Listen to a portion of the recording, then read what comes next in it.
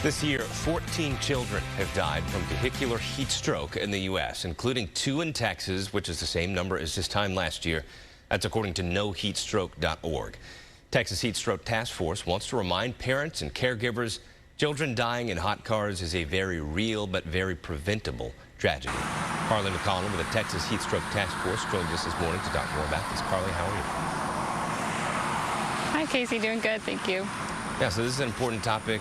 It's every summer in Texas. It's just so hot. But why is it important now and over the next couple of months here? Well, just like we heard, we've been having record highs. And every year, in fact, July and August are the months that we see the highest number of heat stroke deaths, children dying in hot cars. So clearly that's the time right now. So we just want everyone to be extra vigilant right now with these high temperatures, knowing these are the hottest times of the month, to do what we can to prevent kids from getting left or trapped in hot cars. Yeah, and what's going on right next to you? Well, we've got some statistics here, but what's going on right next to you? There's sort of a temperature gauge showing how hot it is in the vehicle and outside the vehicle. Talk about that.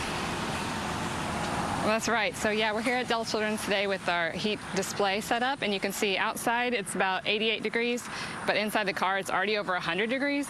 And on average, it heats up nearly 20 degrees in just 10 minutes. And then it'll continue to climb. And we've seen cars, get up to 140 degrees, 150 degrees inside. So clearly very dangerous temperatures. And it doesn't take that long to get that hot. We haven't been out here that long, and the temperature's already going up. And you can imagine, too, it's really in the 80s right now. But if it was outside, if outside it was in the hundreds, then the temperature would be more, it'd be dangerous quicker, more dangerous quicker. Yeah. And God forbid if there's a child in there, what are some of the symptoms that child would experience? Yeah, when you have heat stroke, your body temperature is over 103 degrees. You often stop sweating and your skin is red and dry. You have a rapid or strong heartbeat, and then of course it can cause loss of consciousness and then even death. Yeah, and what are some of the circumstances surrounding heat stroke deaths? Well, there's 3 main types of reasons that this happens. The most common reason is that children are forgotten in the car. And this isn't from neglectful parents. It's usually a very loving parent. They just get kind of on autopilot, get in a habit, or maybe they have a particularly stressful day, but they just go on that habit of, going straight to work or going straight home without dropping their kid off somewhere. So we just want to have people have reminders so they don't forget their kid in the car, which is the most common reason. And then the other 2 reasons are a kid getting in the car by themselves. Kids are curious. They want to play in the car. And sometimes they get in there and then they can't get out because of child locks, or they can't figure out how to unlock the car. And then the other reason is the parent leaves them in the car.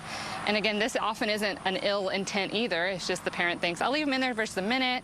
They don't realize how hot the car's going to get, and maybe the parents lose track of time. And before they know it, it's been 15, 30 minutes, and the car is already too hot for that kid. Yeah.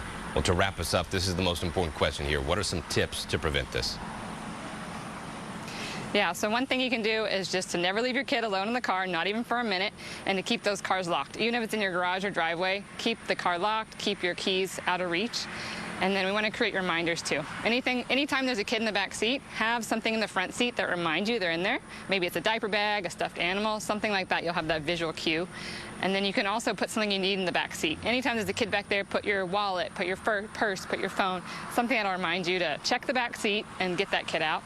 And then also, we want you to take action. This is for anyone, whether if you're a parent or not. If you see a kid alone in a hot car, in a car somewhere, in a parking lot, wherever it may be, you can take action, call 911. They'll walk you through the steps to do to help get that kid out. Because we know minutes count in this situation. It gets hot so fast.